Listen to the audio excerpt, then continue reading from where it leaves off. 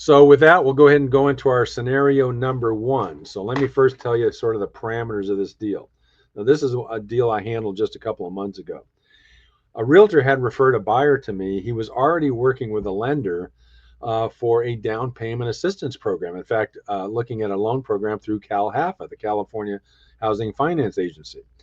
Um, but the prospective buyer, the borrower, was unhappy with the rates he was being quoted. He was actually being quoted rates in the sevens, again, for down payment assistance through CalHFA.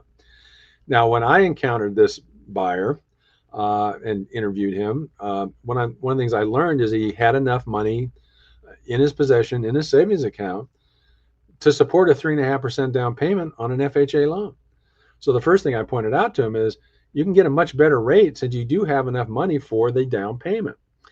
So once I explained that to him, then he advised me he wanted to get pre-approved. He was going to make the offer, and he wanted to submit the offer on a single-family residence. It was in Cathedral City, and it was listed for 574 and 574,000, and he wanted to offer 550.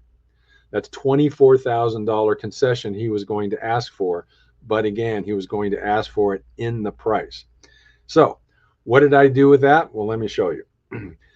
First thing I want to point out is that let's say I couldn't convince him to do anything different, but just offer the 550.